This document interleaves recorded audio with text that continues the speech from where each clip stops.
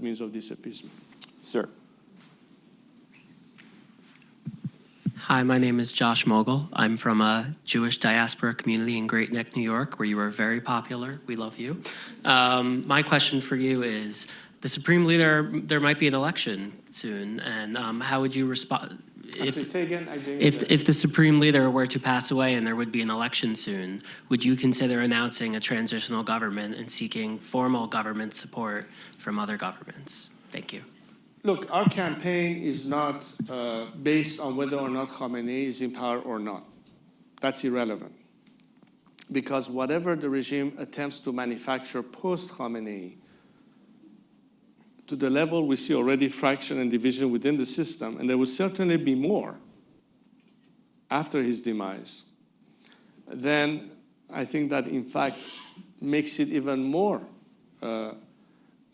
likely for a quicker resolve of that transition. Because while he's still holding the fort, he still maintains some degree of command, he still has some eminence over the whole structure, but the minute he's gone, the system will implode from within. Obviously, our behavior and attitude vis-a-vis how do you contend with all of that is not to confront the regime directly in terms of, let's say, armed struggle or things of that nature.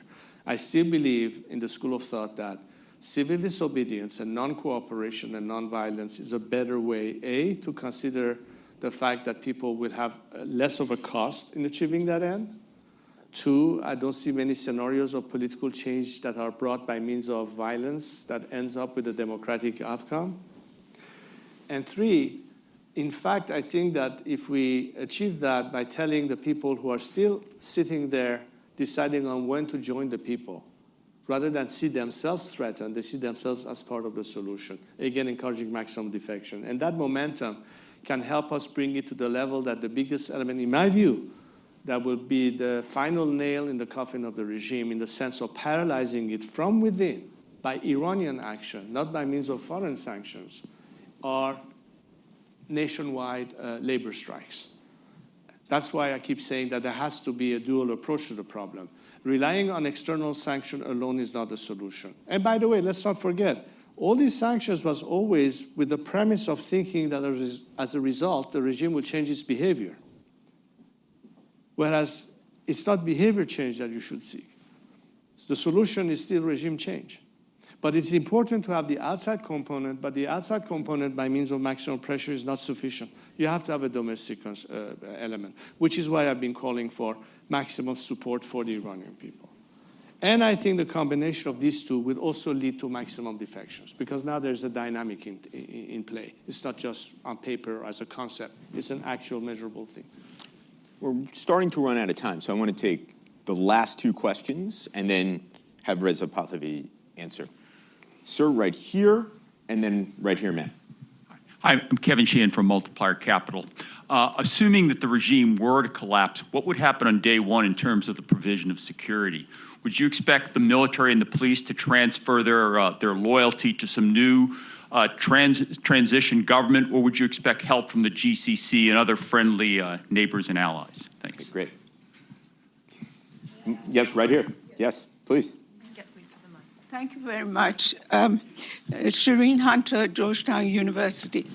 I have to, first of all, say that I do share Your Highness's vision for Iran.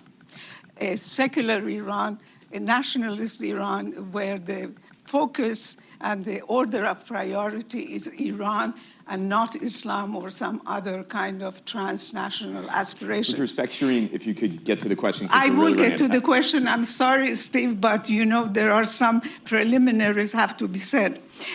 My more important, however, problem with the way you are approaching is because you were very young when the 1979 revolution happened, but I was a diplomat of my country, and I felt the whole weight of the tragedy of that.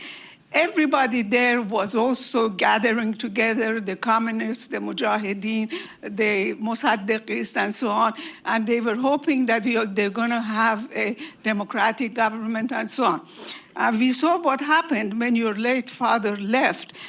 Immediately after that, of course, the regrets began. However, all these opposition groups began to fight among themselves like cats and dogs. Now, why are you so optimistic that the same kind of thing is not going to happen?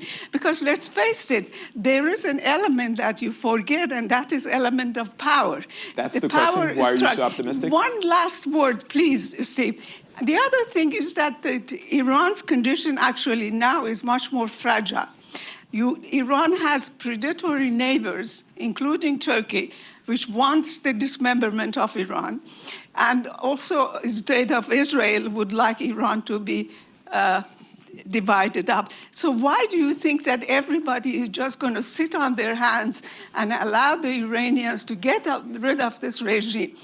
We have never tried to change regime behavior through real engagement.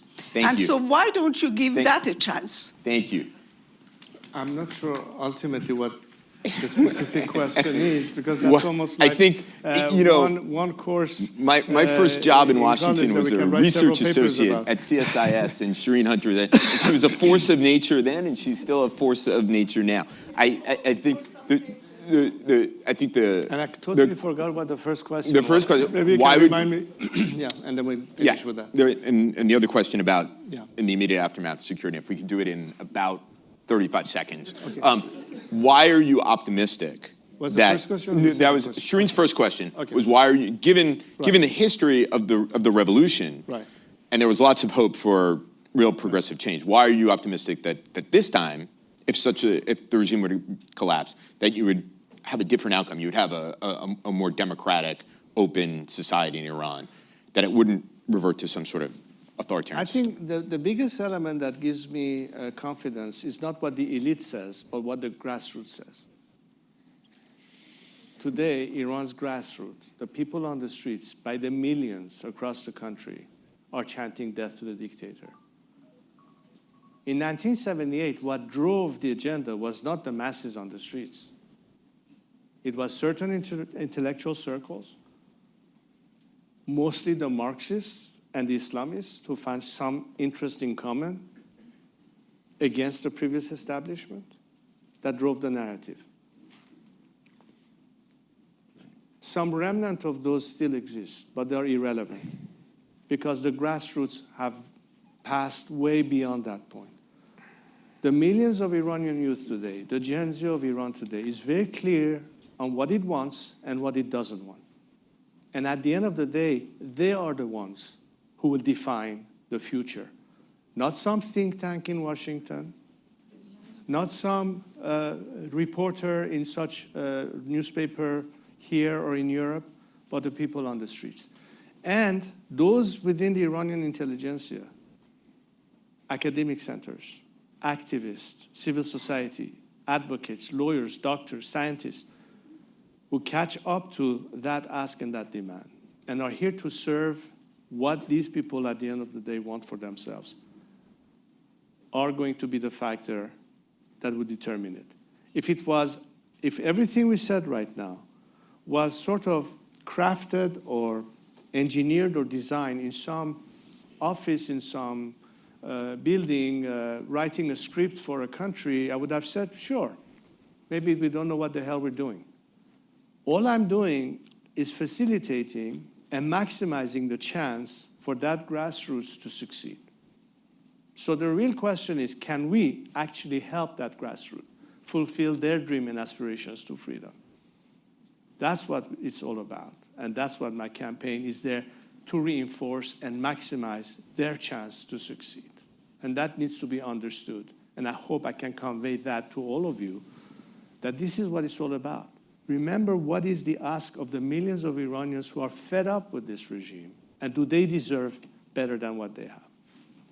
We are unfortunately out of time. My apologies to Kevin back there. Thank you very, very much for spending some time with us this afternoon. It's been a fascinating discussion. I'm looking forward to running into you at the Giant in Potomac Village. And thank you all for